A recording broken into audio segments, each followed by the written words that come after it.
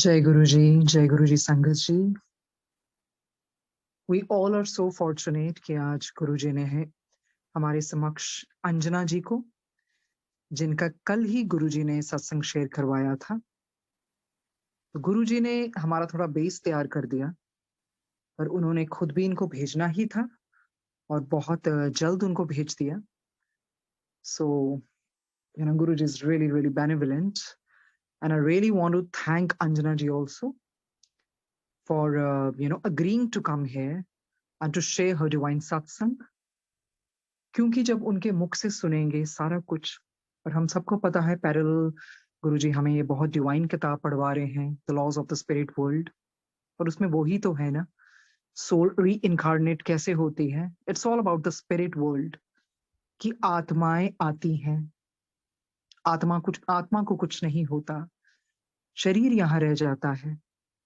आत्माएं जरूर री इनकारनेट होती हैं, क्योंकि आत्मा को ये लिबर्टी दी गई है, डिजाइन कर सकती है अपनी future life. Soul makes a blueprint for the next life, और उस तरह की फैमिली भी चूज करती है, वो हमने पढ़ा। माँ भी चूज करती है, वो भी पढ़ा। और क्या होता है कि ह्यूमन माइंड लॉजिकल है, जो लोग रीजनिंग के पीछे भागते हैं, प्रूफ्स के पीछे भागते हैं, तो पर जब उनको अपने ये समक्ष सब कुछ सुनने को मिलेगा, तो फिर क्या, तो फिर कुछ भी और कुछ काम नहीं आता, कोई दिमाग नहीं चलता उस पे, because you start following your heart. So spiritualism is all about following your heart. Mind से चलेंगे तो बहुत कुछ खो देंगे। तो इसी तरह अंजना जी की भी जिंदगी में हुआ। नहीं विश्वास करती थी कोई भी चीजों को, रैशनल माइंड रखती थी, लॉजिकल माइंड रखती थी, until it happened with her life. First hand experience, as we know, Anjana ji, your world had fallen apart literally. But आपके बहुत अच्छे कर्म रहे होंगे कि गुरु जी, he sent the ray of hope, the beam of light, the glimpse of hope. और वो सिर्फ आपकी होप नहीं थी, वो हम सबकी होप है। और आपकी जर्नी के द्वारा बहुत होप मिलेगी, बहुत स्ट्रेंथ मिलेगी, बहुत करेज मिलेगी, बहुत पॉजिटिविटी मिलेगी, और ये पता चलेगा कि अनफ्लिंचिंग फेथ क्या होता है, इनविंसिबल स्पिरिट क्या होती है। As you have gone through so much in life, but still I've always seen you smiling, and you're standing as hard as a rock. तो ज्यादा समय ना लेते हुए स्वागत करते हैं अंजना जी का इस बुक रीडिंग प्लेटफॉर्म पे। शिल्पी जी, एकता जी, हम सब संगत की तरफ से। सो अंजना जी, ज्यादा ना वक्त लेते हुए आपकी जर्नी आपके मुख से ही सुनेंगे, और हम भी उस जर्नी का बहुत पिविटल रोल प्ले करेंगे, बिकॉज हम भी वो महसूस करेंगे जो जो आपके साथ हुआ। सो आइए अंजना जी, आपका स्वागत करते हैं। आप अपनी जर्नी स्टार्ट कीजिए। जय गुरु जी।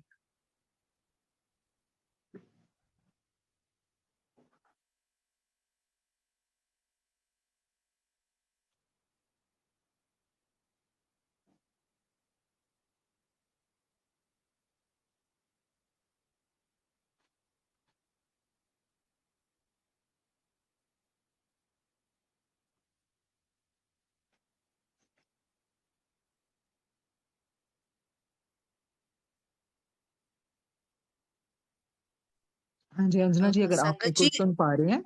Anjana ji is trying to log in again, so please wait.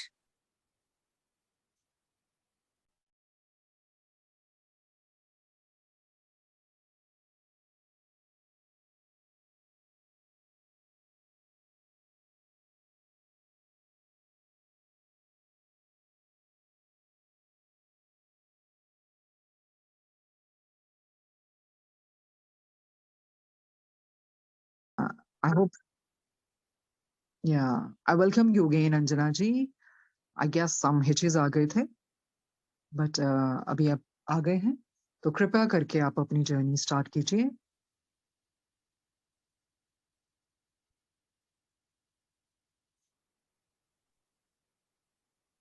जय गुरु जी। जय गुरु जी अंजना जी। या आप मेरे को सुन रहे हैं? हाँ जी, हाँ जी सॉरी, अंजना आई जी, disconnected quite from my audible. Laptop. या so Thank you so much for inviting me on this platform. It's a big blessings to me too that if somebody can experience my journey like that, it is good for them. Or so I would be so much thankful to you that you have invited me on this platform. And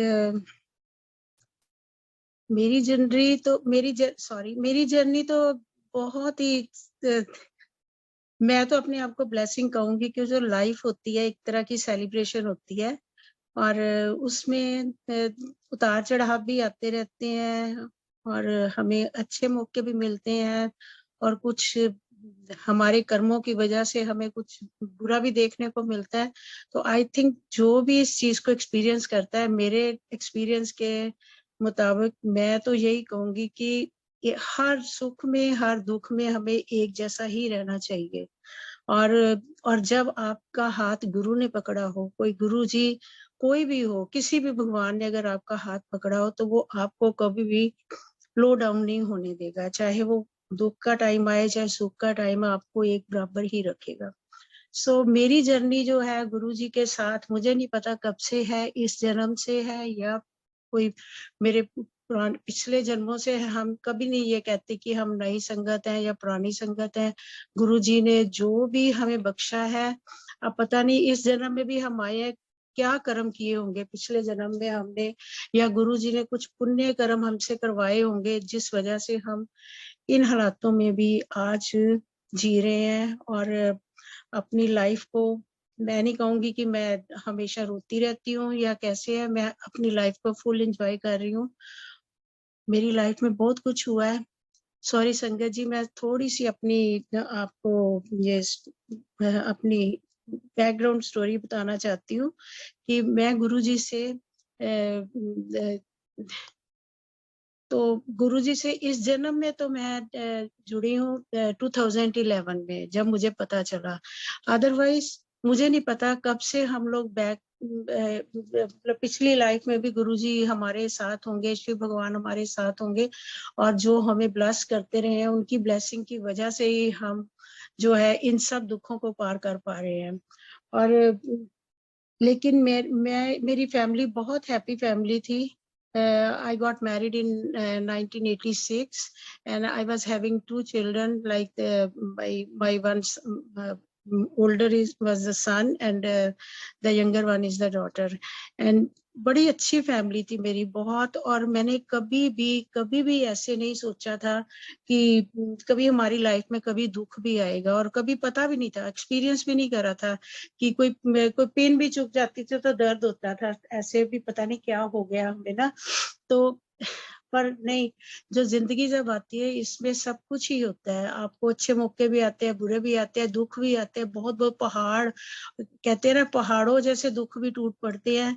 लेकिन उस समय अगर आपके साथ कोई super power खड़ी है, कोई आपको बचा रही है हर चीज से, तो वो गुरुजी ही है। मैं तो यही इस लाइफ में जब से मैंने गुरुजी के साथ ज्वाइन किया है, तो मैं तो यही कहूंगी, जब मैं नहीं भी मिली थी गुरुजी से या मैंने नहीं भी एक्सपीरियंस किया था गुरुजी की प्रेजेंस को, तब भी वो हमें बचा रहे थे। तो मेरे साथ ऐसे हुआ कि वैसे बचपन से ही मैं शिव जी को बहुत मानती थी और इतना मतलब कि मेरा विश्वास था, मेरे हस्बैंड का बहुत विश्वास था, वो भी बहुत मानते थे। हम वैसे मेरे फादर इन लॉ जो थे वो आर्य समाजिस्ट थे और वो किसी भी गुरु धारण करने को ऐसे उन्होंने कभी हमें फोर्स नहीं किया और ना ही उन्होंने किसी को धारण किया था। तो हम लोग सिंपल फैमिली थी, ऐसे जैसे कभी मंदिर जाते थे या भगवान को मान लिया या चले गए, या कभी मेरे हस्बैंड ने कभी भी जाना आना, कहीं भी रास्ते में कोई भी रिलीजियस प्लेस देखना, चाहे वो मंदिर हो, गुरुद्वारा साहब हो या कुछ भी हो, सबको हमेशा रुक के मत्था टेक के फिर आगे हम लोग जाते थे। तो मेरी लाइफ में जब मेरा बेटा 2000 में 13 ईयर का हुआ, तो एक बहुत बड़ा एक्सीडेंट हुआ था हमारे साथ। उससे पहले मैं बताऊं, मैं हमेशा यही सोचती थी कि मेरे साथ गुरुजी का 7 नंबर क्यों आता है, क्योंकि मेरा मेरा जो भी काम होने होते थे, अच्छे काम बुरे काम, जो हर समय 7 नंबर ही होता था। वो 7 डेट होती थी या टोटल उसका 7 होता था। तो मैं कहती थी पता नहीं ये 7 का क्या चक्कर है, मेरे दिमाग में आता था। तब तक गुरुजी से नहीं मिले थे हम लोग। चलो एनी हो, तो 7 अक्टूबर को ही मेरे बेटे का एक्सीडेंट हुआ था, और ही वॉज बोर्न ऑन 7 अगस्त। तो जब एक्सीडेंट हुआ, हम लोग मैं आपको ये बता रही हूँ, मैं इसलिए अभी एक्सीडेंट का ही बता रही हूँ कि ये सोनिया जी की जो बुक है, जो रीड कर रही हैं आजकल, वो इतनी बिग ब्लेसिंग्स है। मुझे नहीं पता था कि ये सोल्स होती हैं या नहीं होती हैं, और लेकिन मेरे साथ कुछ बातें ऐसी एक्सपीरियंस हुई थी। पर जब से मैंने ये बुक शुरू करी है लिसन करनी, तो उससे मेरे को पता चला है कि ये नहीं, ये कोई सोल्स ही आती हैं जो आपको हील करती हैं, या उनको दुख होता है या कैसे है। तो ये बुक ने मेरे को बहुत ज्यादा हील किया है। तो हमारा एक्सीडेंट, जब हम दिल्ली से, हम पंजाब में रहते थे, तो दिल्ली से पंजाब को वापस आ रहे थे, तो रास्ते में हमारा बहुत बड़ा एक एक्सीडेंट हुआ। मेरा बेटा जो गाड़ी, हम लोग सारे मेंबर्स, ड्राइवर ड्राइव कर रहा था गाड़ी, बेटा पीछे बैठा था, हस्बैंड ड्राइवर के साथ बैठे थे, और मेरा बेटा बार बार कह रहा था कि पापा मैं ना आगे बैठूंगा, मैं आगे बैठूंगा। तो ये मेरे हस्बैंड के मजाक करने लगे, नहीं इसको तो पता ही नहीं है रास्ता, आप कैसे बैठोगे आगे, तो मैं तो नया लेके आया हूँ ड्राइवर, इसको तो मैं बताऊंगा तभी। नहीं पापा मुझे पता है ये जीटी रोड है, सीधी वहीं जाएगी, तो हमारे घर के पास ही जाएगी, तो मुझे पता है ये स्ट्रेट रोड जाएगी। तो पता नहीं हमने खाना खाया क्या हुआ, तो एकदम से उसने अपनी सीट चेंज कर ली, और मेरे हस्बैंड ने फिर कुछ नहीं बोला, और वो आगे बैठ गया। आगे बैठते ही उसने उससे पहले भी क्या हुआ कि जब हम चलने लगे थे, तो उससे पहले वो कहता है कि मार्केट से ना मैंने कोई सामान खरीदना है, तो मेरे हस्बैंड कहते हैं हम वापस जा रहे हैं, वहां से ले सकता है तू। तो मेरे मन से निकला नहीं, बच्चा कोई जिद कर रहा है तो उसको ले दो। अच्छा, उसने वहां जाके इतनी शॉपिंग करवाई हमसे, इतनी शॉपिंग करवाई, मुझे नहीं पता, मम्मी दादी के लिए ले लो, उसके लिए, जैसे वो सब कुछ मतलब कि वो करना चाह रहा था कि सबके लिए, कि एक मेमोरी छोड़ के जाना चाह रहा था। तो सब कुछ लेने के बाद अपनी बहन को कहता है कि तेरा मेरा हिसाब किताब बराबर हो गया। तो मैंने एकदम से, मेरा माथा ठनका, कि मैंने कहा तूने ऐसे क्यों बोला है कि तेरा दोनों का हिसाब किताब बराबर। तो हंसने लगा और कहता है कि नहीं मम्मी, ये क्या है कि इसने वहां से 2 ड्रेसेस ली थी, तो मैंने यहाँ से ले लिया, इसलिए मैं बोल रहा हूँ। मैंने फिर कुछ बात को ऐसे सीरियस नहीं लिया। जब हम दिल्ली बॉर्डर पे पहुंचे थे, तब वहां जाके वो कहता है कि हमने कहीं नहीं और जाना है, रास्ते में हम सीधा अपने घर ही जाएंगे, कि मेरा होमवर्क रहता है। तो मैंने कहा ऐसे क्या, हमने दादी को रास्ते से पिक करना है कहीं से? नहीं नहीं नहीं, हम सीधा ही जा रहे हैं, हमने नहीं कहीं जाना। और ये बातें जो कह रहा था, और मेरे दिमाग में कुछ नहीं आ रहा था ऐसे क्यों बोल रहा है, क्योंकि जो कोई भी सोल है जाने वाली होती है, उनको भी पता चल जाता है कि अब हमारा टाइम है जाने का, और वो हमें कोई ना कोई हिंट जरूर देते हैं। लेकिन उस समय हम लोग इतने नादान होते हैं कि हमें नहीं पता चलता कि ये सब क्या हो रहा है। अब वहां बैठे हुए, जब गाड़ी में बैठ के आगे बैठ के, एकदम से बड़ी प्यारी सी स्माइल उसने मेरे को दी है, और मुझे नहीं पता उसके बाद क्या हुआ क्या नहीं। मैं, मेरी बेटी, मेरे हस्बैंड पीछे बैठे हैं गाड़ी के साथ, ड्राइवर के साथ वो बैठा हुआ है। तो एकदम से मेरे को क्या आवाज आती है, क्योंकि छन छन छन छन छन सी ऐसी आवाज आती है जोर से। तो मैं कहती हूँ ये क्या हो गया है, ऐसे लग रहा था जैसे पूरी गाड़ी ही सो गई होती है। तो फिर मैंने फटाफट अपनी साइड से डोर खोला, तो गाड़ी का बाहर निकली, तो मेरी बेटी निकली, उधर से ड्राइवर निकला। ड्राइवर को भी काफी, तो जैसे ही मैं बाहर निकल के आई हूँ, तो देखा हमारी गाड़ी एक बहुत बड़े ट्रक के नीचे, नीचे पूरी ड्राइवर मतलब कि वो सारी की सारी गाड़ी नीचे घुसी हुई उसके। तो जैसे मैं बाहर निकली, तो मैंने कहा ये क्या है। तो कहते, लोग इकट्ठे हो गए वहां पे, कहते आपका ना एक्सीडेंट हो गया। मैंने कहा अच्छा, हम तो बड़े अच्छे भले हैं, हंसी खुशी आ रहे थे, कोई मुझे तो। और आप देखो उस एक्सीडेंट में मेरे को एक सिंगल खरोंच तक नहीं आई, कि सिंगल स्क्रैच भी किसी के हुआ हो। वो उसी समय तो कहते आप लोग कितने लोग थे, हम 5 लोग थे गाड़ी में। कहते निकले तो तुम 3 हो। मैंने कहा नहीं, दूसरी डोर से मेरा बेटा और मेरे हस्बैंड दूसरी साइड से निकल गए होंगे। जब वो उन्होंने देखा, तो मेरा बेटा तो मेरे हस्बैंड को निकाला पहले उन्होंने, तो वो क्या हुआ कि उनके भी बहुत ज्यादा ब्लीडिंग हो रही थी, सिर से इतना खून आ रहा था, समझ गया पूरा सारा बॉडी उनका खून से भर गया था एकदम से। तो मैं हैरान, मेरे साथ बैठे हुए हैं, इनको क्या हो गया। हमारे पीछे एक वो बड़ा ब्रीफकेस पड़ा था, तो मारुति गाड़ी थी हमारी, तो मेरे हस्बैंड के सिर पे आके वो लगा, तो उस वजह से उनको काफी बड़ा कट लग गया सिर पे। तो मैंने कहा अच्छा चोट लग गई है, एक्सीडेंट हुआ है, तो मेरे बेटे को निकालो। और उसका डोर तोड़ के उन लोगों ने जब बाहर निकाला, तो मैं आपको क्या बताऊं संगत जी, उस समय क्या हो सकता है, एक लेडी के सामने एक आदमी, उसका हस्बैंड और उसका बेटा ऐसे सड़क के ऊपर उन्हें लिटा के उनके फेस के ऊपर ऐसे रुमाल डाल दिया कि ये तो दोनों ही डेड हैं। तो मैंने कहा नहीं ऐसे कैसे हो सकता है, मैं तो नहीं मान रही हूँ, मैं नहीं मानती कि इनको कुछ हुआ है या कैसे है, बट नहीं। तो उन्होंने क्या किया कि मुझे कहते कि आप ना फोन नंबर दे दो, हम ना कॉल कर देंगे। मैंने कहा मुझे फोन नहीं देना किसी को नंबर अपना, मैं तो ये चाहती हूँ कि इनको कोई ना कोई किसी तरीके से हॉस्पिटल पहुंचाए। पर नहीं, कोई नहीं। एक गाड़ी आई और उन्होंने बिठाने की कोशिश की, जब देखा दोनों में इतना ब्लड आ रहा है, तो वो कहते कि नहीं हम ये इनको नहीं, हमारी गाड़ी गंदी हो जाएगी। और उस समय मेरे मन में इतना आया, भैया तुम्हारी ये गाड़ी ज्यादा इम्पोर्टेंट है, ये एक बंदे की लाइफ बचानी ज्यादा इम्पोर्टेंट है।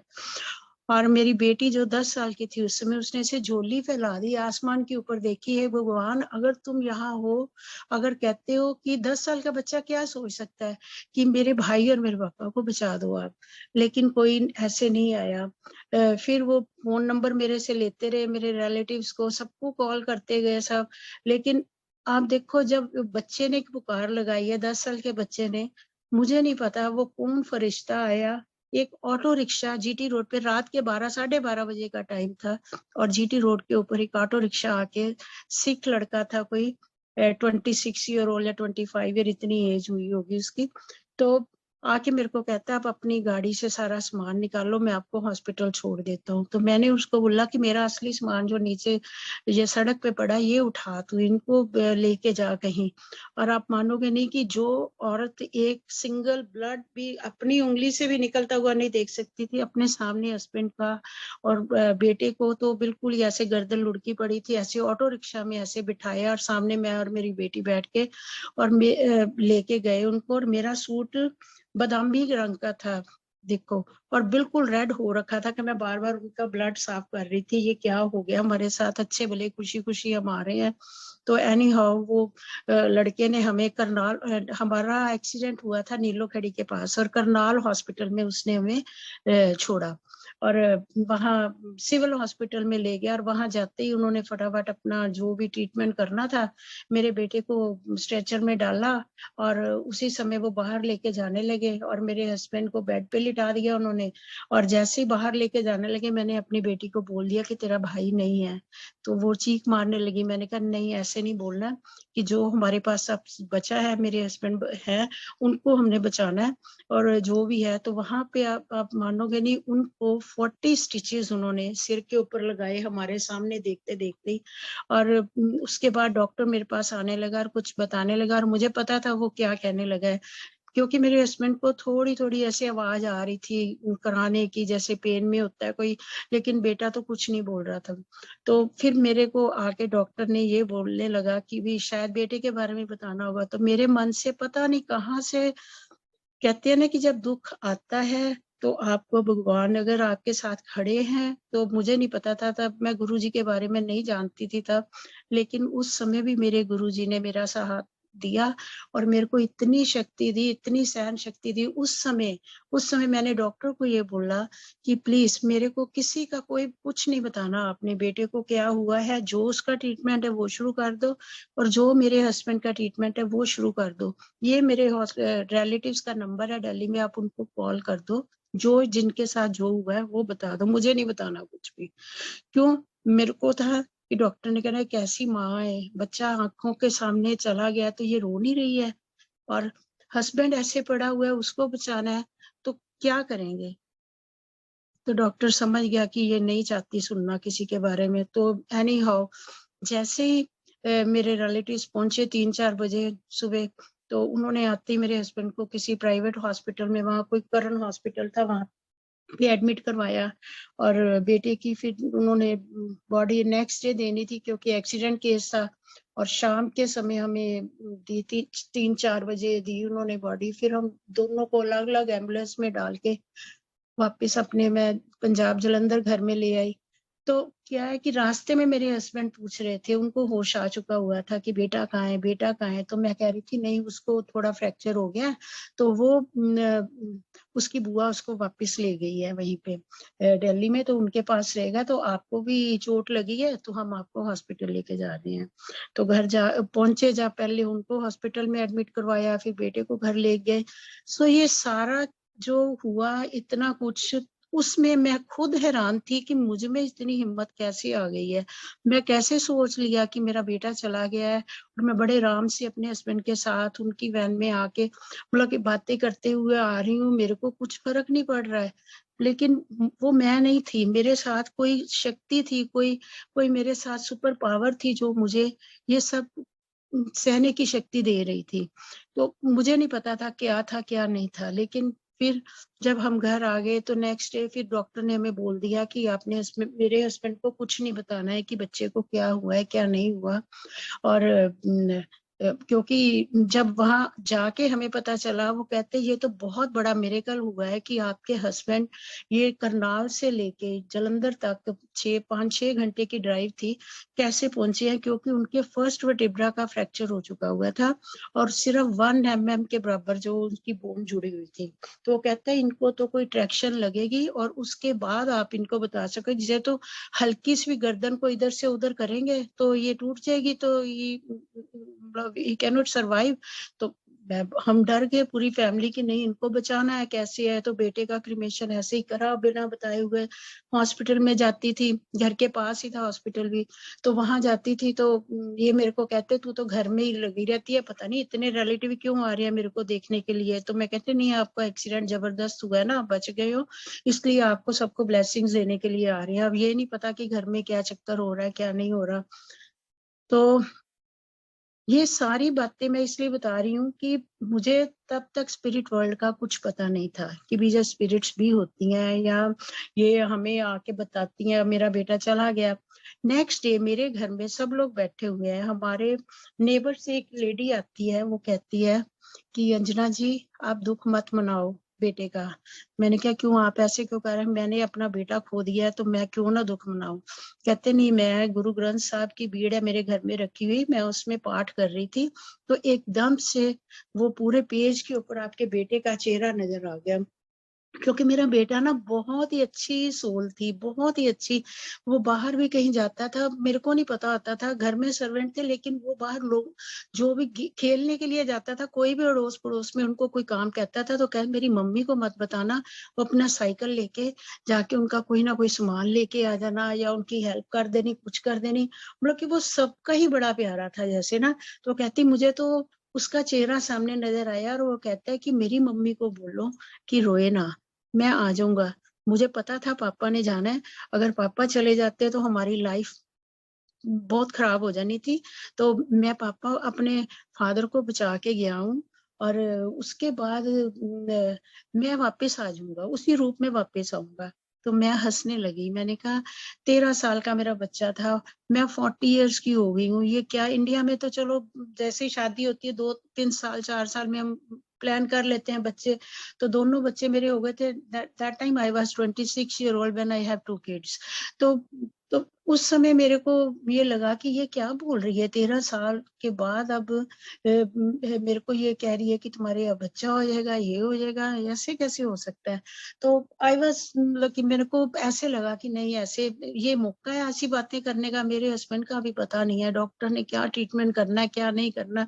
तो मैंने कहा प्लीज आप ऐसी बातें मत करो। कहती नहीं आप मानो, मैं झूठ नहीं कह रही, ये शायद कोई इंडिकेशन है।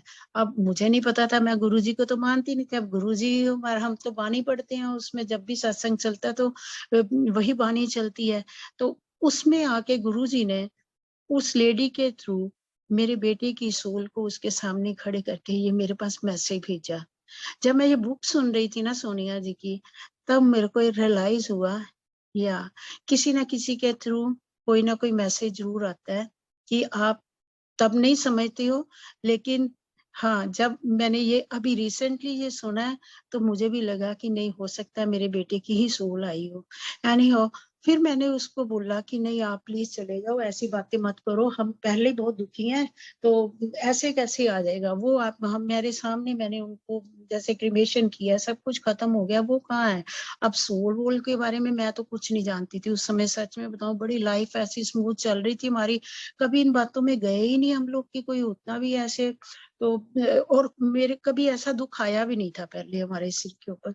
तो फिर चलो वो चली गई, और उसके बाद मेरे हस्बैंड जब उनको ट्रैक्शन, हेलो ट्रैक्शन लगी, उनके जैसे सिर में पूरे सर्कल ऐसे लगा के, ऐसे गर्दन बिल्कुल स्टिफ रहनी है, ये वो इस बात को भी 18 दिन लग गए, क्योंकि वो ट्रैक्शन वहाँ इंडिया में नहीं मिलती थी, तो यूएसए से मंगवानी थी। पर लकीली डॉक्टर ने हमें बोल दिया कि यहाँ पे कोई हैं जिनको ऑलरेडी एक्सीडेंट हुआ था, तो उनके पास है, अगर आप उनसे पूछो। ये भी करते करते हमें कितने दिन लग गए।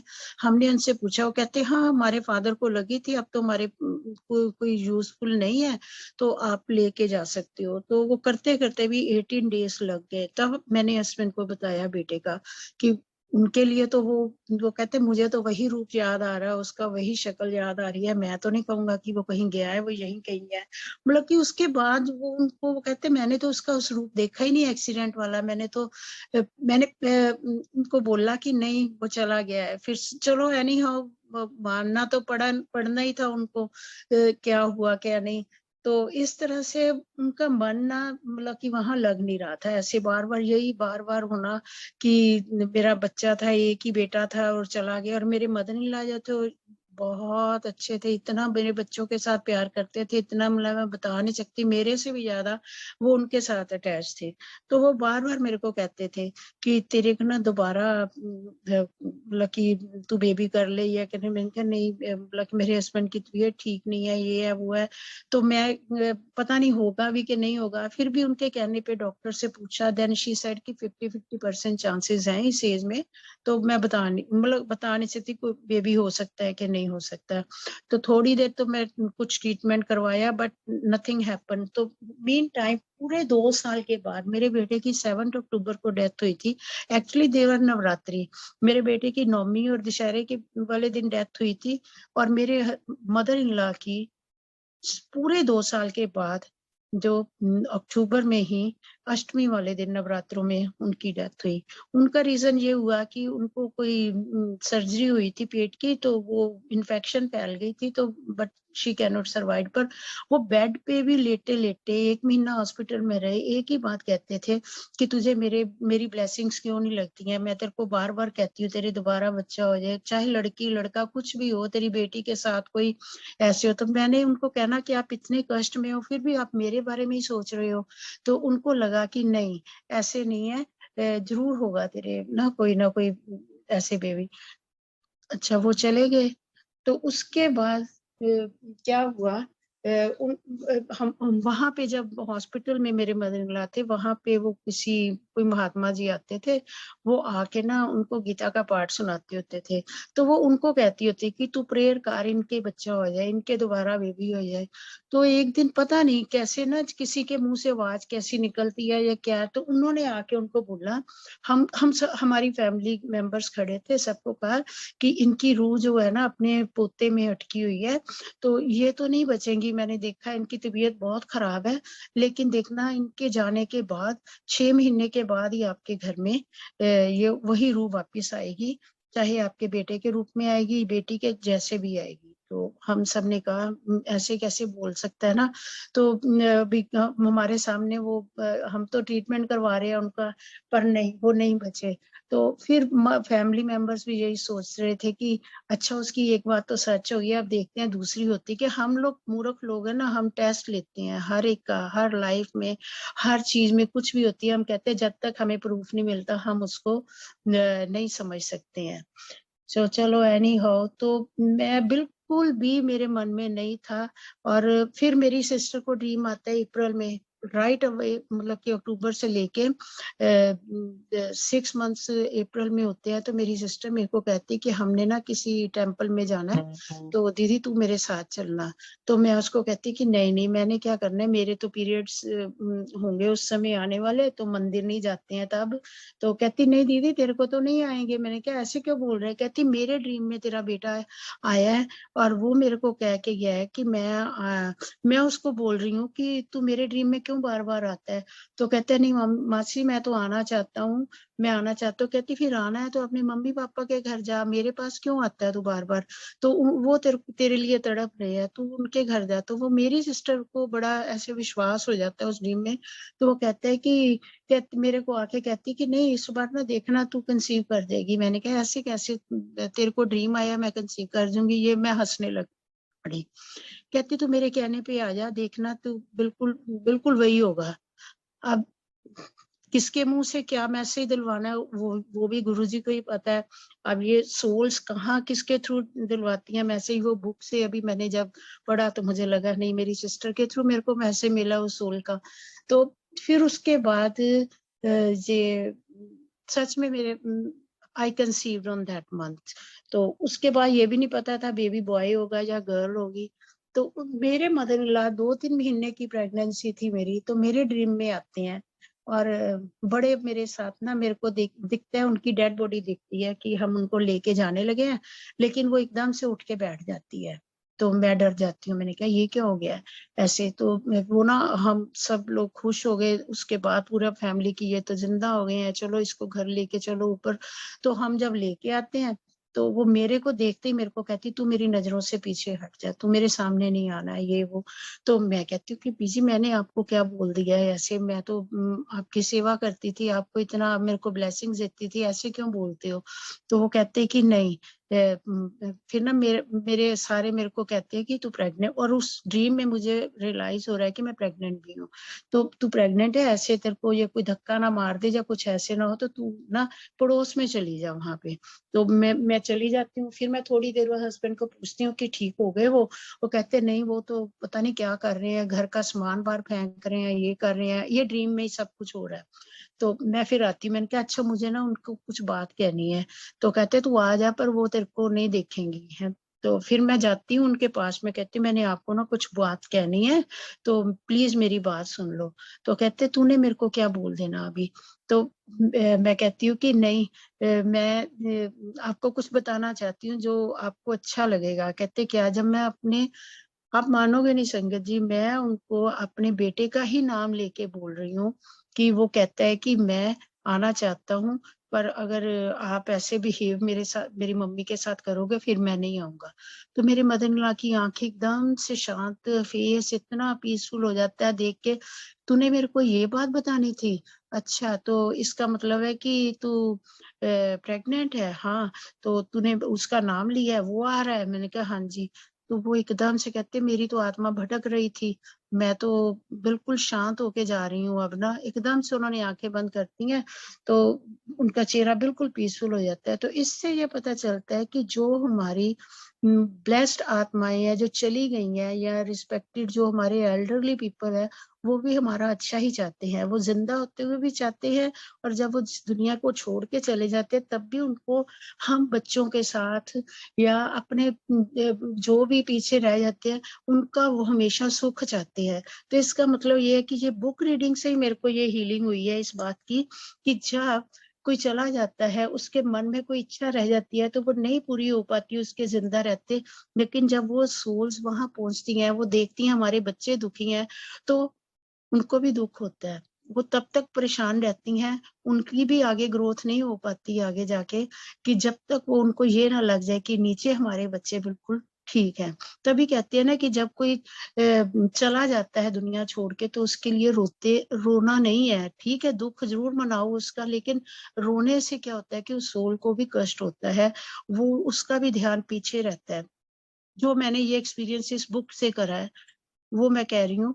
और संगत जी पता नहीं ये हर एक का अपना एक्सपीरियंस है, मैं अपना एक्सपीरियंस बता रही हूँ, मुझे नहीं पता मेरी इस बात को कोई कैसे लेगा कैसे नहीं लेगा, लेकिन जो मेरा एक्सपीरियंस है, जो जब से मैंने ये बुक रीडिंग जो सेशन चल रहा है, मैंने कुछ सुना है इसमें से, तो मेरे को यही लगा कि ये जो सारा कुछ मेरे साथ हुआ है, तो वो सोल्स तो होती ही हैं। जब वो चले जाते हैं तो वो भी हमारे बारे में सोचते हैं, वो चाहते हैं कि हम भी सुखी रहें, और जो नीचे लोग बैठे हैं वो भी ये सोचते हैं कि हमारे जो चले गए हैं वो भी सुख बरसाएं हमारे ऊपर। अगर वो खुश होंगे, सुखी होंगे, तभी वो हमारे ऊपर ब्लेसिंग्स करेंगे ना, नहीं तो वो भी हमारी तरह ही दुख में रहेंगे। सो एनी हो, मेरे मदर इन लॉ को जब ये पता चलता है मेरे ड्रीम में, और तो वो उसके बाद peacefully she was gone away, मतलब कि फिर मेरे ड्रीम में कभी नहीं आए, और मेरा ड्रीम एकदम से खुलता है। और आप मानो, जिंदगी में पता नहीं बचपन से लेके आज तक कितने ड्रीम आए होंगे, मुझे एक भी ड्रीम याद नहीं है, लेकिन कुछ ऐसी बातें हो जाती हैं कि जो आपको कहते हैं ना, आपकी सोल के साथ टच कर जाती हैं। तो मेरे को तो एक स्टेप उसका अभी भी ऐसे ही याद है। मैंने उठ के अपने हस्बैंड को ये बात बताई, तो कहते तू सोचती रहती होगी ना उनके बारे में, तभी तेरे को ऐसे आ गया। मैंने कहा नहीं, तो हो सकता है मैंने उस समय यही सोचा हो कि नहीं ऐसे ही होगा, पर जब ये बुक से थ्रू पता चला है कि सोल्स आती हैं और मैसेज देती हैं, दूसरों के थ्रू देती हैं, तो आई थिंक इट्स ट्रू। मैं अपने लिए मैं कह रही हूँ, मैं बाकियों के, वो आपकी अपनी जर्नी है, आपने खुद सोचना है कि कौन सा कैसे, मतलब कि किस बात को हम कैसे लेते हैं। सो एनीहो, फिर क्या हुआ कि फिर मेरे सच में मैंने कोई टेस्ट नहीं कराया, बेटा बेटी क्या होना क्या नहीं, तो बिल्कुल पूरा यकीन था कि जो अगर वो सोल गई है तो वही वापस आएगी। Then my son was born. तो उस समय 2003 की बात है, 2 साल के बाद मेरा जो दोबारा उस सोल का बर्थ हुआ, और आप मानोगे नहीं, वही बेटा हुआ और वही सेम शक्ल सूरत। मतलब कि कई बार हम लोग ऐसे, हमारे घर में किसी ने आना तो उन्होंने कहना कि ये आपने अपने बेटे की पिक्चर जो पुराने फ्रेम में क्यों लगा रखी है, वो छोटा सा था मेरा बेटा तब। तो मेरे हस्बैंड ने कहना कि नहीं ये मेरा बड़ा बेटा है। अच्छा, ये तो दोनों बड़े एक जैसे दिखते हैं, एक जैसे इनका लग रहा है। तो तब पता चला कि वो सेम सोल बस वापस आई है। तो मेरे बच्चे के, मैंने वो अपने बड़े बेटे के लिए वो जितना भी उसका सामान था मैंने कुछ नहीं फेंका था। उसको क्रिकेट का बड़ा शौक था। एक दिन मेरा ये छोटा बेटा 2-2.5 साल का था, उठा के उसका बैट स्टोर रूम से लेके आता है, कहता है कि मेरी नीज आई होती है, उसको बोलता है कि ये मेरी पिक्चर वहां क्यों लगा रखी है दीवार के ऊपर। उसके बाद मैंने उसके वो जो दीवार पे पिक्चर बड़े बेटे की लगाई थी उतार दी। तो फिर वो कहता है कि ये तो बैट मेरा है, मैं तो इसके साथ खेलता होता था। मतलब कि इस तरह की बातें 3 साल का बच्चा, 2.5-3 साल का बच्चा बोल रहा है। तो इट मीन्स उस समय उसको अपना शायद पुराना जन्म याद होगा या क्या होगा। तो पर फिर भी मैंने तो ये सोची, हम सब पूरी फैमिली ने सोच लिया कि वही सोल वापस आई है, भगवान किसी ना किसी रूप में किसी को भेज देता है। पर उसके बाद क्या हुआ कि मैंने एक सर्वेंट रखा। I was a teacher in India that time. तो मैं स्कूल जाती थी, और पीछे से बेटे को देखने के लिए कोई नहीं था, तो एक सर्वेंट रखा। वो लड़का बहुत बड़ा नहीं था। सेम डे जिस दिन हमने रखा, उसी रात को मेरे मदर इन लॉ फिर मेरे को ड्रीम में आए, और वो कहते हैं कि तुमने ये छोटे से बच्चे को देखने के लिए इसको। मैंने कहा नहीं, मेरे हस्बैंड भी तो घर में होते हैं, देख लेंगे वो भी साथ में।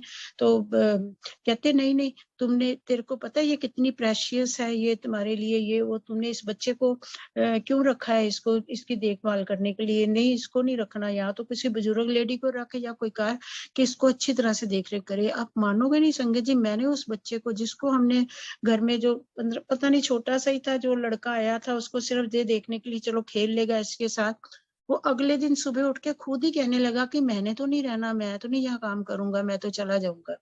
तो वो छोड़ गया। तो एकदम से इसका मतलब कि सोल्स हमें वॉच करती हैं, कि हम हमारे एक्शंस को वॉच करती हैं, हम क्या कर रहे हैं यहाँ पे। तो वो हमारी जो भलाई के लिए या कभी तो हमें मैसेज देने ड्रीम के थ्रू आती हैं या कैसे। तो उस समय मेरे को तब रियलाइज हुआ कि ये मेरे मदर इन लॉ फिर मेरे ड्रीम में आए हैं, शायद इनको अच्छा नहीं लग रहा होगा। तो एनी हाउ, फिर उसके बाद मेरे हस्बैंड का मन वहां नहीं टिक रहा था कि बेटे के जाने के बाद उनका ये वो। तो then we move to USA in 2009। तो 9 में हम इधर आ गए।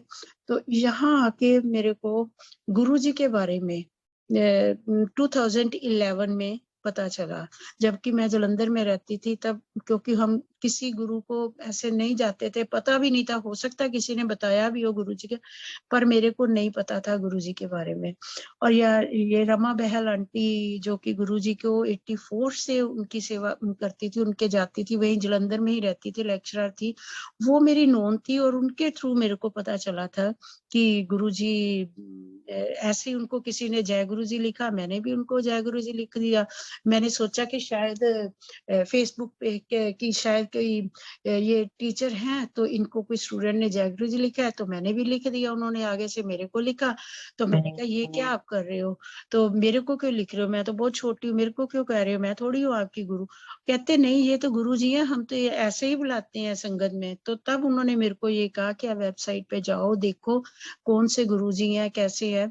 तो फिर मैंने जब पढ़ा तो मुझे भी बड़ा अच्छा लगा पढ़ के गुरुजी के बारे में। शायद वो मेरा टाइम था, गुरुजी ने एडमिशन तभी देनी थी, लेकिन वो आप एक और बार बता दूं, मेरे को जब मेरा बेटा जब मैं प्रेग्नेंट थी, तो बेटे की प्रेगनेंसी के दौरान मेरे को एक ड्रीम आता है कि हम जिस घर में रह रहे हैं वहां पे कोई बहुत बड़े कोई संत आते हैं, और उनकी हाइट मतलब 6 फीट से भी ज्यादा है, चेहरा इतना लाल है, पगड़ी बांधी हुई है, जैसे राजस्थानी टाइप पगड़ी नहीं होती, ऐसे बांधी हुई है, और पीछे लोग उनके गांव के कोई लोग हैं जो बैलगाड़ियों में बैठे होंगे और हमारे घर की तरफ आ रही हैं वो।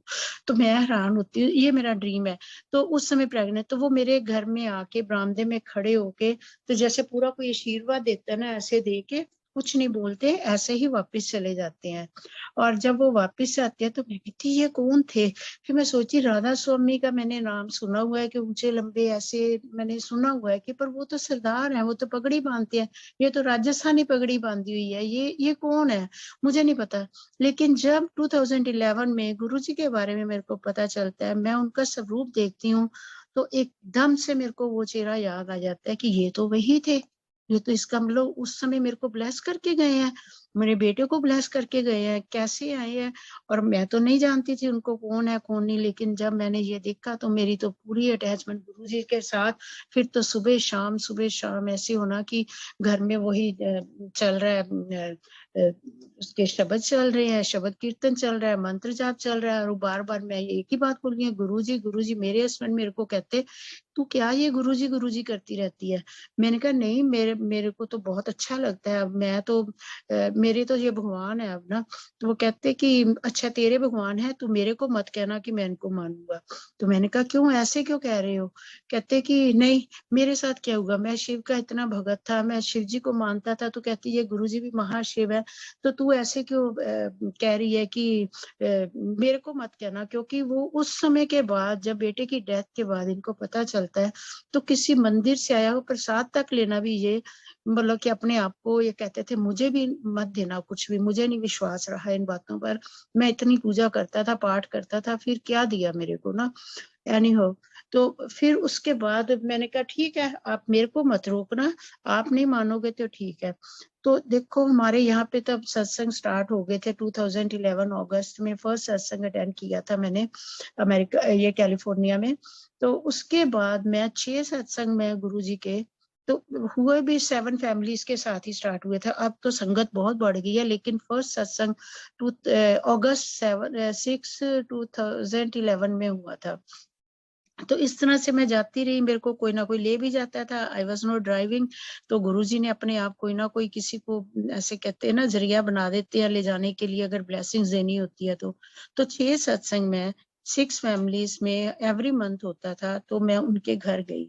लेकिन जब 7 सत्संग आया तो मैंने कहा मेरी फैमिली बच गई है, तो मैंने अपने हस्बैंड को बोला कि मुझे नहीं अच्छा लगता, मैं सबके घर, मेरा भी मन करता है गुरुजी अपने घर में बुलाऊं। तो कहते तू बुला ले अपने घर में, तो पर मेरे को मत कहना कि तू यहाँ पे रुकेगा, ये वो, तो मैं तो घर में नहीं रहूंगा, मैं चला जाऊंगा। मैंने कहा जैसी गुरुजी की इच्छा होगी।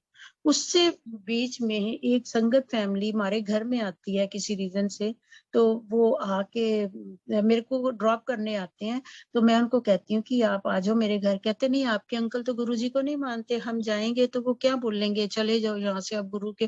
तो मैं कि इतने भी बुरे नहीं है मेरे अंकल, वो घर आए उनको ऐसे थोड़ी बोलेंगे, ठीक है वो गुरुजी को नहीं मानते हैं, पर इतनी वो उनकी वो नहीं है कि भी आए हुए मेहमान को वो कहें कि आप घर से बाहर चले जाओ। और जब वो अंदर आ जाते हैं मेरे घर में, तो मेरे अंकल उनसे बात करते हैं, बात करते करते कहते हैं आपकी तो आदत ही बहुत अच्छी लगी मेरे को। उनको, उनके अंकल को बोलते हैं, तो वो कहते हैं अच्छा सारे सत्संग में अच्छे लोग ही आते हैं, आप भी आया करो। तो ये कहते हैं कि सत्संग में, नेक्स्ट सत्संग में आपको मिलूंगा, हमारे घर में ही हो रहा है ऐसे। तो मैं इनका चेहरा देख रही हूँ, कहाँ ये बंदा कह रहा है कि मैं तो रुकूंगा नहीं, अब कह रहे हैं कि इसी सत्संग में आप मिलोगे मेरे को घर में। मैं बड़ी खुश, मैं क्या गुरुजी आपको पता है, आपने जिसको जोड़ना होता है वही वहां आपको मिलता है। चलो फिर वो आए, सत्संग में आए और मेरे हस्बैंड पूरा टाइम बैठे रहे। और उस सत्संग में भी कुछ ऐसा हुआ था कि जिससे कि विश्वास बहुत ज्यादा बढ़ गया। वो ऐसे हुआ कि कोई नई संगत आई थी हमारे घर में, तो उनके बच्चे पता नहीं क्या, कोई वो किसी एकदम से जब मंत्र जाप शुरू होने लगा तो एकदम से वो सीढ़ियों के पास, ग्रिल के पास आवाज आने लगी। तो मैं जब देखती हूँ तो वो चेन से बांधा हुआ, लॉक लगा हुआ, एक 13 साल की लड़की है, तो उसका हाथ लॉक ऐसे बांध दिया। बच्चों ने आपस में अपने आप ऊपर पता नहीं कहाँ से वो, या तो वो लड़की लेके आई थी अपने साथ खेलने के लिए, क्या किया क्या नहीं। तो हम लोग उसको खोल ले, उसकी की ना मिले, हमें कैसे खोलना है ये वो। तो मैं एकदम से परेशान कि मेरे तो घर में क्लेश हो जाएगा, इतना भी ये लड़की को कुछ हो गया तो इसका हाथ कैसे ग्रिल के साथ बांध दिया। एनी हो, मेरे को कॉर्नर ना मिले कि मैं क्वाइट कॉर्नर, कहते हैं ना कि घर में सत्संग रखते हो तो गुरुजी आते हैं।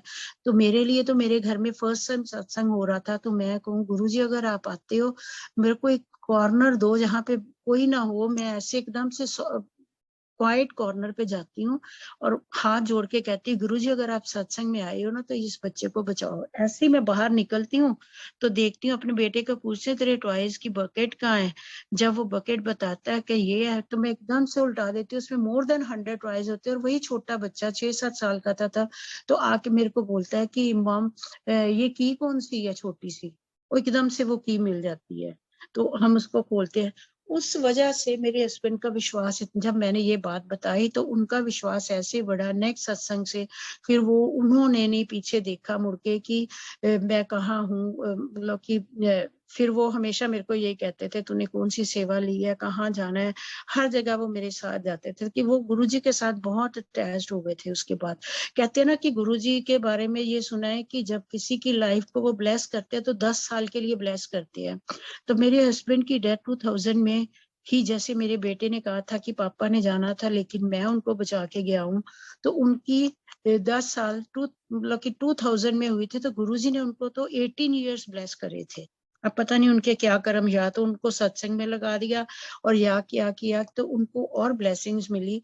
2018 में दोबारा हमें पता चलता है कि मेरे जो हस्बैंड को डायग्नोज होता है कैंसर, लिवर का कैंसर डायग्नोज हुआ और उसमें वो नहीं सरवाइव कर पाते हैं। तो विद इन मंथ ही, मतलब कि उनका जो जुलाई मंथ में 12 जुलाई को ही पास्ट अवे इन 2018।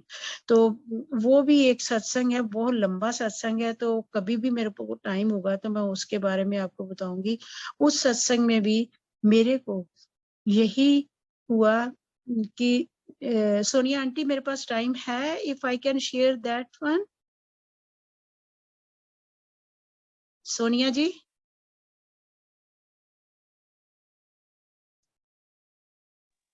हाँ जी, हाँ जी, अंजना जी प्लीज आप आराम से अपना विस्तार पूर्वक प्लीज सुनाएं।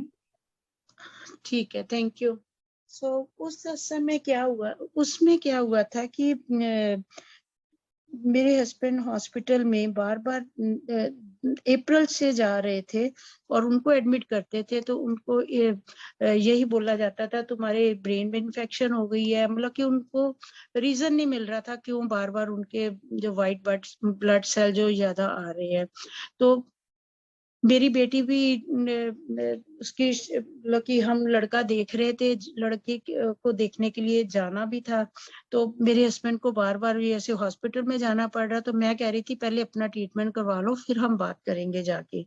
संगत जी, मेरे को याद है कि मेरे हस्बैंड ने बोला कि हम ना मैं तो जाऊंगा लड़के वालों के घर, उनको जाके बोलूंगा कि ऐसे ऐसे हमने इसकी सगाई कर देनी है। तो 21 जुलाई को हम लोग सत्संग करेंगे गुरुजी का, उसमें मैं अनाउंस करूंगा मेरी बेटी की जो मैंने सगाई कर दी है, तो मैं संगत में सबसे पहले शेयर करूंगा। तो मैंने कहा ठीक है जैसे आपको लगता है, पर आप पहले ठीक हो जाओ जैसे भी है। तो 2-3 बार ऐसे हॉस्पिटल में एडमिट हुए, लेकिन डॉक्टर्स को कोई रीजन पता नहीं चल रहा था। और मेरे हस्बैंड साथ साथ सत्संग पे भी जा रहे थे। और लास्ट सत्संग उन्होंने ज्वाइन करा 2 जून को। उसमें क्या हुआ कि वो मेरे हस्बैंड जो है वो फ्लावर्स की सेवा करते थे, गुरुजी के लिए फ्लावर्स लेके जाते थे।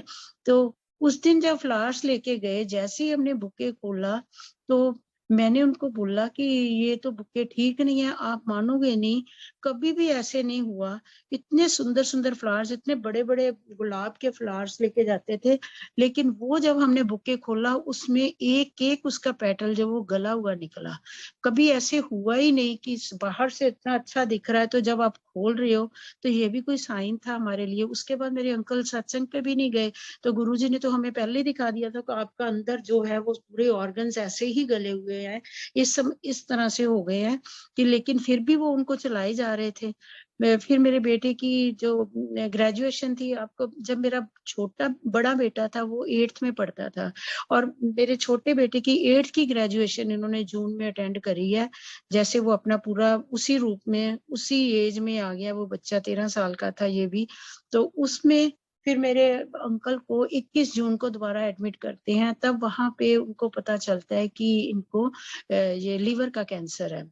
और आप मानोगे नहीं, उस समय जब वो हॉस्पिटल में थे, तो जब डॉक्टर्स ने बताया कि अब तो इनका ट्रीटमेंट भी नहीं हो सकता है, ये इतना मतलब कि फैल चुका है पूरे ऑर्गन्स में, पूरी इन्फेक्शन पूरी बॉडी में फैल गई है इसकी। तो मतलब कि हर ऑर्गन इनका ऐसे ही हो गया है। तो मुझे वो पेटल्स वाली बात याद आई। मैंने कहा कहाँ मेरे अंकल वो कह रहे थे बेटी की सगाई करनी है, कहाँ ये हमारे साथ ये सब कुछ हो रहा है। तो गुरुजी को गुरुजी आप क्या दिखा रहे हो, क्या कर रहे हो। तो फिर 21 जुलाई का सत्संग तो हमने नहीं सोचा, मैंने किसी से बात भी नहीं करी। तो हमने पता करा जो जिस हॉल में करना था, तो वो तो ठीक नहीं है, हॉल मिला नहीं हमें, बुक था ऑलरेडी। तो आप मानोगे नहीं, मेरे अंकल की 18 जुलाई को जब डेथ होती है, तो एक दिन पहले जब डॉक्टर हमारे से डिसीजन ले रहा होता है कि भी इनको ऐसे कोई ट्रीटमेंट नहीं होगा, अब हॉस्पिटल में ही रखना पड़ेगा, ये आपके ऊपर है, आपने उनको किस तरह से जाने देना है, चाहे वेंटिलेटर पे लेके जाओ, चाहे पेन मेडिसिन पे रखो, या फिर इनको किसी सैनिटोरियम में रखो, ताकि जब कभी तबीयत खराब हो और इनकी लाइफ ज्यादा नहीं है। तो मेरे मन में उस समय भी गुरुजी ने ये दिमाग में डाला कि नहीं, आपने इनके तो मन में ये जाते जाते ये बात ना रह जाए कि मैं अपनी बेटी के बारे में सोच रहा था। मैंने हॉस्पिटल में ही रात को लड़के वालों को बुलाया और अपने हस्बैंड के हाथ से जो शगुन वगैरह उन दोनों को दिया। उस समय हिम्मत कौन देता है, गुरु देता है ना। तो उस समय वहां पे मोर देन 70-80 जो संगत ही सिर्फ खड़ी हुई थी। मेरा तो परिवार संगत ही है, और वो संगत के साथ गुरुजी आते हैं, तो गुरुजी ही सब करवा रहे थे। और उस रात पूरी रात मैंने YouTube के ऊपर जो गुरुजी के शब्द कीर्तन सारे चलाए, और सुबह 8 बजे मुझे लगा मेरे हस्बैंड की तबीयत ज्यादा खराब हो रही है। तो मैंने बेटी को बोला तो अपने रिलेटिव्स को कॉल कर दे, ऐसे उनको बोल दे। वो कहती नहीं मम्मा मैं तो नहीं ऐसे बोलने वाली किसी को कुछ भी। तो कहते कि नहीं चलो एनी हो। तो फिर मुझे ऐसे लगा मेरे जो परिवार के लोग आने वाले हैं, जो लोकल यहीं रहते हैं, वो नहीं पहुंच पा रहे हैं, तो मैं कहती हूँ गुरुजी आप इनको लेने आए हुए, इनको इतना टाइम बख्श दो कि उनकी फैमिली, ये इनके भाई बहन सारे यहाँ पहुंच जाएं, इनको मिल लें, देख ले, जाते जाते इनको भी तसल्ली हो जाए कि ये हम लोगों को के लिए अपने दिमाग में कुछ ऐसा बर्डन लेके ना जाए। अब मान मैं गुरुजी से प्रार्थना कर रही हूँ, हस्बैंड को बोल रही हूँ कि आप ओम नमो शिवाय बोल लो, गुरुजी आपको लेने आए, आप कहीं नहीं जा रहे, अच्छी जगह जा रहे हो। आई डोंट नो कौन किस तरह से मेरे मुंह से ये सब निकलवा रहे थे गुरुजी, और मेरे को शक्ति भी दे रहे थे, मतलब कि ऐसी। तो पूरे टाइम पे जैसे ही मेरी फैमिली वहां पहुंचती है 9:30 माई अंकल पास हुए। मतलब कि उनको देखते हैं, एक नजर भर के देखते हैं, आंखों से आंसू निकलते हैं, that's after then he peacefully gone. So इस सारी बातों से फिर उसके बाद वो भी थर्सडे का दिन था, क्योंकि मेरे अंकल हमेशा कहते थे कि थर्सडे वाले दिन ही मेरे साथ क्यों सब कुछ होता है। तो मैं कहती होती थी ये गुरु का दिन है ना, तो गुरु जी को आप मानते हो, तो बृहस्पतिवार गुरुवार ही बोलते हैं, तो आपका सब कुछ वो इसीलिए थर्सडे को ही होता है। तो उसके बाद आफ्टर यहाँ पे तो सेम डे क्रिमेशन नहीं होता, तो जब 12th को उनकी डेथ होती है, तो नेक्स्ट वीक थर्सडे को ही हमें डेट मिलती है उनके क्रिमेशन की। 19th को क्रिमेशन करते हैं, घर आते हैं हम लोग। आते ही आप मानोगे नहीं कि संगत जी कि मेरे घर में संगत के मेंबर्स आते हैं और आके कहती हैं आंटी 21 जुलाई को हम लोग अंकल की मेमोरी में सत्संग कर रहे हैं, और जो कि मैंने किसी को नहीं बताया था। तो ये सोल को पहले ही पता होता है किस लिए करना है, क्या करना है। ये देखो 21 जुलाई को इनकी मेमोरी में सत्संग हुआ, बहुत बड़ा। और वो हॉल जो हम बुक कर रहे थे वो नहीं, उन्होंने और कोई हॉल बुक करा, क्योंकि वो अवेलेबल नहीं था तब। यूजली यहाँ पे सत्संग होता था। तो फिर मैंने कहा कि मेरे अंकल तो पहले ही डेट सेट करके गए थे, तो इसका मतलब उनको अंदर से एहसास हो गया था, बहाना कोई और बना रहे थे मैंने सत्संग करना है, लेकिन गुरुजी ने कुछ और प्लान किया हुआ था उनके लिए। सो इन सारी बातों को लेके तो मेरे मन में यही आता है कि जब मैं ये बुक रीडिंग चल रही है, ये इसकी सोनिया आंटी जो रीड कर रही है ये बुक स्पिरिट वर्ल्ड की, तो इसमें तो सोल को तो सब कुछ पता होता है हमारे साथ क्या होने वाला है। अगर वो चली भी जाती है तो तब भी वो ऐसे ही हम लोगों को ब्लेस करते हैं, ऊपर से किसी ना किसी के थ्रू मैसेज भेजते हैं। फिर ऐसे जब एक दिन क्या हुआ कि मेरी एनिवर्सरी थी नेक्स्ट आनी, तो मेरे को रात को बड़ा थोड़ा सा फील ऑकवर्ड सा हो रहा था कि देखो कैसे हम लोग विश करते थे एक दूसरे को या कैसे। तो आज नहीं है, क्योंकि गुरु जी चलो जैसी लाइफ दी है बहुत अच्छी दी है, ठीक है आप उनको ले गए हो तो कोई बात नहीं है। मेरे मन में यही है, और मैंने एक भी सत्संग नहीं मिस करा। मेरे घर में फैमिली मेंबर बैठे होते, मैं हमेशा एवरी वीक सत्संग पे जाती थी, क्योंकि मुझे वहां जाके थोड़ी एनर्जी मिलती थी। मुझे ऐसे लगता था कि नहीं मेरे को हीलिंग होती है वहां जाके, जब मैं शब्द कीर्तन सुनती है, वहां मेडिटेशन होता है, तो उस मंत्र जाप से मेरे को बहुत ज्यादा हीलिंग मिलती थी। सारे मतलब कि फिर मेरे को बहुत संगत ने बोला कि अंकल मेरे ड्रीम में आए हैं, वो तो गुरुजी के पास है। मैंने कहा ऐसे बोल रहे हैं, क्या कह रहे हैं कि ड्रीम में आए हैं, ऐसे कैसे हो सकता है। लोगों के ड्रीम में जा रहे हैं जिनके साथ रहते थे, हमारे साथ जब जन्म जन्म का कहते हैं ना कि संबंध रखते हैं, तो हमारे ड्रीम में तो कोई नहीं आता है। ऐसे मैं हंस पड़ती थी उनको कि चलो ठीक है आपके साथ ज्यादा प्यार होगा अंकल का। तो मेरी उस एनिवर्सरी में जो था, तो मैं ऐसे सोती हूँ तो मेरे को ड्रीम आता है ऐसे कि मेरे अंकल एक बहुत बड़ा मंदिर है, वो हम लोग गए थे महाराष्ट्र में, एक सती अनुसुईया का मंदिर है, दत्तात्रेय भगवान जी की जो भगवान मदर है उनका मंदिर है वो। वहां पे यही पॉपुलर है कि ये सती अनुसुईया का मंदिर है और सतयुग के टाइम का मंदिर है। और वो मंदिर में सीधी सीढ़ियां ऐसे चढ़ के ऊपर जाके एक छोटा मंदिर बना हुआ है, और ऐसे लगता है कि बिल्कुल ऊपर हमें कितना जैसे हम सच में किसी दूसरी दुनिया में ही पहुंच गए हैं। तो मेरे को वो मंदिर शो होता है, लेकिन उसके 7 प्लेटफॉर्म बने हुए हैं, तो वहां पे इतनी दुनिया इतनी संगत घूम रही है, तो मैं कहती ये कहाँ मैं आ गई हूँ अपने ड्रीम में। तो इतने में मेरे अंकल मेरे को नजर आते हैं और वो कहते हैं कि तू यहाँ कहाँ है। तो मैंने कहा आप कहाँ हो। कहते तुझे नहीं पता ये तो गुरुजी का मंदिर है। मैंने कहा अच्छा ये गुरुजी का मंदिर है, मैंने तो मुझे नहीं पता, हम तो सत्संग में जाते हैं वहां दरबार लगता है गुरुजी का। तो कहते नहीं गुरुजी रहते हैं, तुझे नहीं पता, मेरे को तो गुरुजी अपने साथ ले आए थे। तो इस तरह से मेरे को अंकल मेरे बताते हैं कि ये गुरुजी मैं अच्छा। मैंने कहा मेरे को गुरुजी के दर्शन करवाओ। जब वो उनके दिखाते हैं मेरे को, कहते हैं कि ये बैंड वाले हैं, यहाँ जब गुरुजी का वेलकम होता है ना तो ये बैंड बजता है जैसे हम लोग सत्संग में बजाते हैं। पता नहीं मेरे सबकॉन्शियस माइंड की बात है या क्या है, आई डोंट नो, लेकिन जो मेरा ड्रीम है वो मेरे को अभी भी एक एक बात याद है। तो मेरे अंकल कहते मैं तो ना यहाँ से बहुत डायरेक्ट गुरुजी ऐसे पास से गुजर के जाते हैं तो तू देखना। तो मैंने कहा नहीं, गुरुजी कहते थे लाइन में लग के दर्शन करो, तो हम लाइन में ही लगेंगे, ऐसे नहीं ऐसे खड़े होना। तो एनी हाउ इतने में मेरे को कोई आके कहता है कि आप ना दाल बनाओ, आपको पता है लंगर की दाल बननी है। मैंने कहा कितनी, ये सारे, मैंने कहा मेरे पास तो कुछ नहीं है, इतने करोड़ों लोग घूम रहे हैं जैसे कीड़ियों जैसे नहीं होते। और गुरुजी भी कहते होते थे कि तुम तो मुझे चींटियों जैसे नजर आते हो, मैं तो महाशिव हूँ। तो मुझे वैसा ही दिखे कि मैं कि इतनी दुनिया इतने मैं कैसे बनाऊंगी अकेली। कहते नहीं सब कुछ आपको मिल जाएगा, आप किचन में चलो अपने हाथ मैं जाती हूँ, मेरा ध्यान नहीं लगता उसमें बनाने में, मैं वापस आ जाती हूँ ड्रीम में। फिर मेरे हम लाइन में लगे होते हैं, तो मेरे अंकल मेरे को कहते हैं कि तू फटाफट कोई आके हमें कह देता है कि वहां पे मेरे को एक संगत नजर आती है जो हमारी यहाँ की थी, उनकी बेटी की शादी हुई है थोड़ी देर पहले हुई थी। तो मैं इनको कहती हूँ अपने अंकल को, अच्छा इनकी ना बेटी की शादी हुई, आप इनको बधाई दे दो। वो बैठे होते हैं, वो मेडिटेशन में बैठे होते हैं वहां पे, वहीं पे मेरे को वो नजर आते हैं उसमें संगत।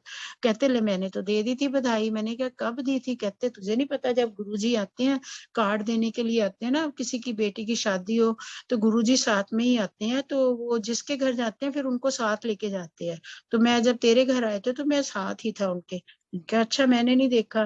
फिर मेरे को कोई इंसिडेंट बताते हैं कि तुझे पता नहीं, तू वहां पे जब वो आए थे एकदम से बेल बजी थी तो तू गिरने लगी थी बाहर से ऐसे, तो तेरे को पता गुरुजी ने उठा लिया था अपने हाथों में। मैंने कहा हाँ गिरी तो थी मैं, पर मेरे को चोट नहीं लगी थी और मैंने बोला भी नहीं उनको कि मैं गिर गई हूँ, तो ऐसे हुआ है।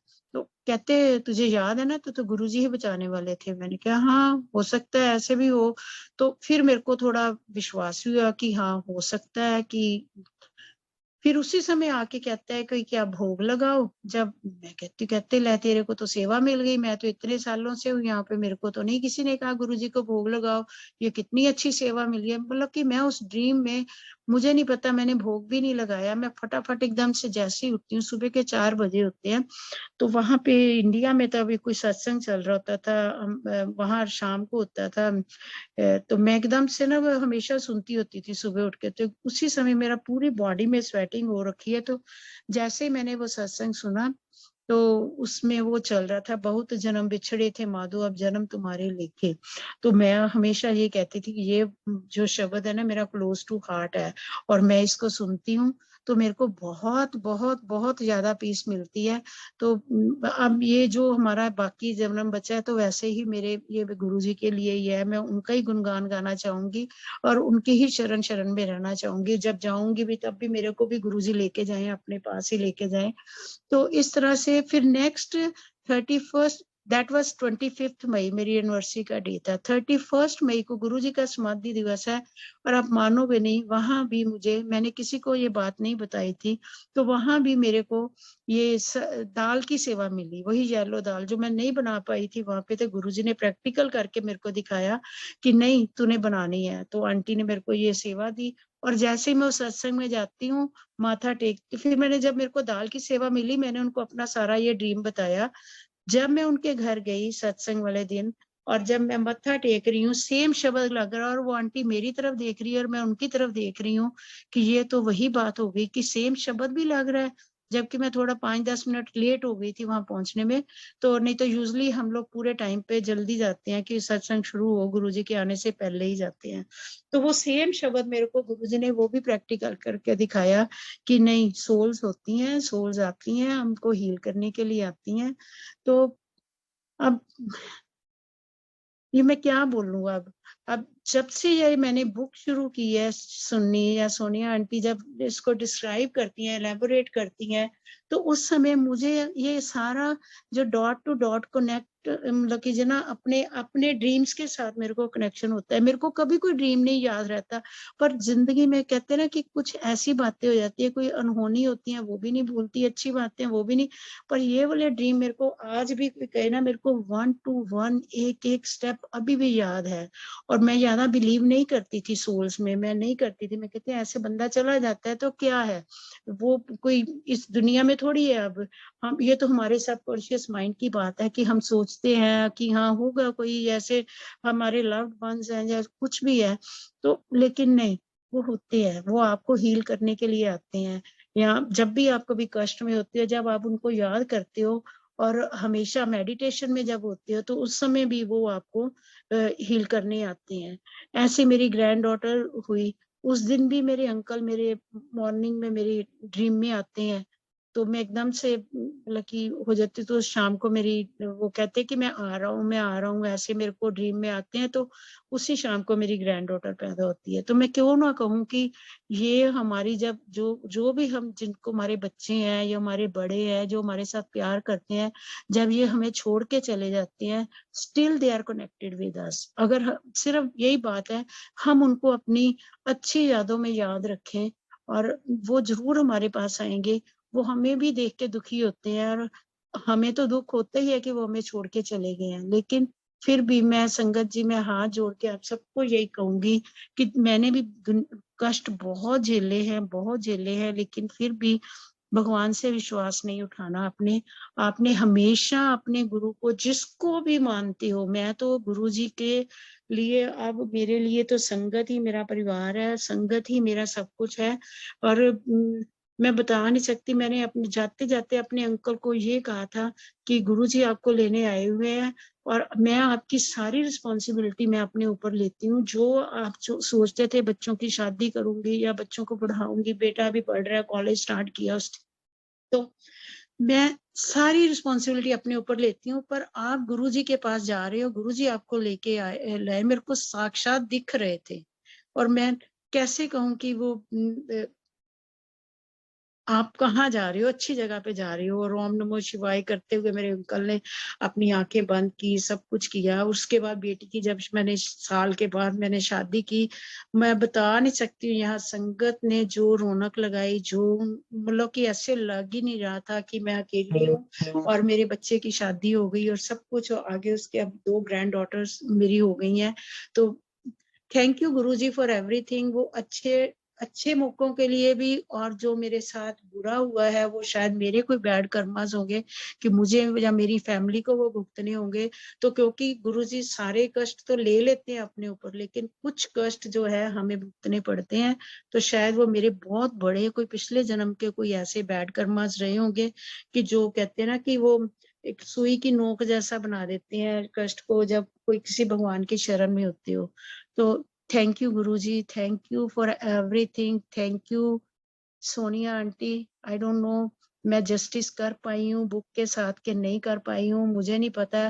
दिस वाज माय एक्सपीरियंस कि जो भी मैंने अपनी लाइफ में एक्सपीरियंस किया है, मैंने बड़े सिंपल वर्ड्स में, पता नहीं किसी को कष्ट दुख ना पहुंचा मेरी बात से, या मैं कहीं पे कोई गलत ना हो गई हूँ, प्लीज मेरे को माफ कर देना।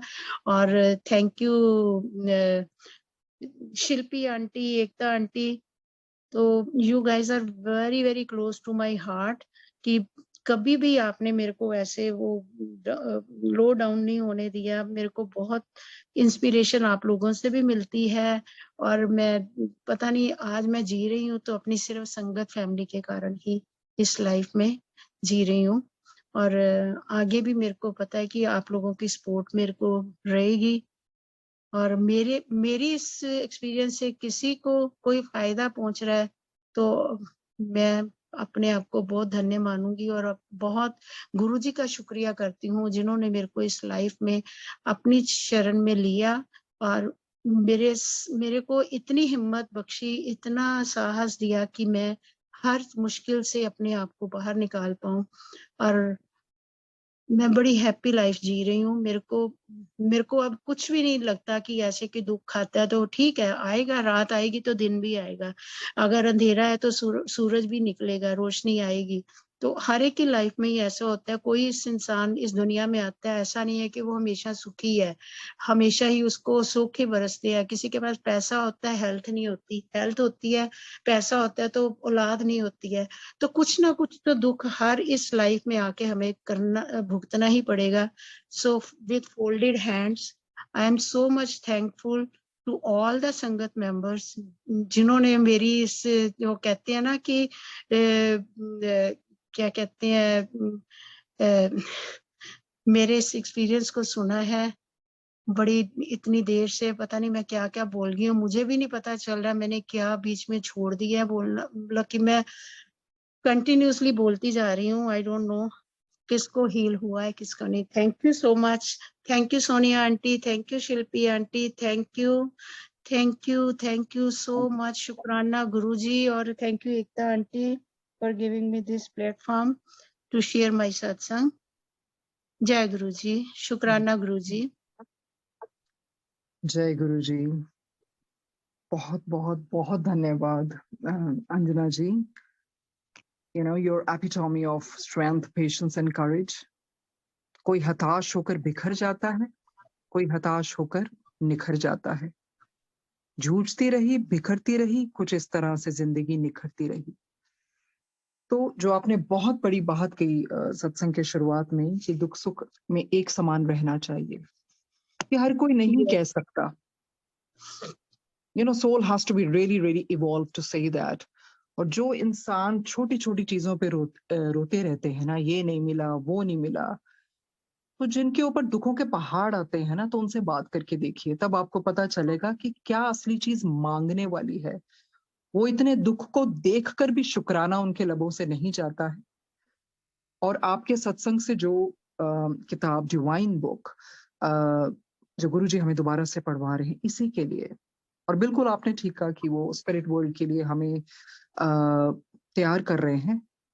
आपके बेटे की वही सोल दोबारा से आनी, वही पेरेंट्स को चुनना, वही घर को चुनना, क्योंकि चॉइसेस मिलती हैं जब इंसान जाता है, बिल्कुल चॉइस मिलती है, where you want to go, where you want to take birth, what kind of parents you want।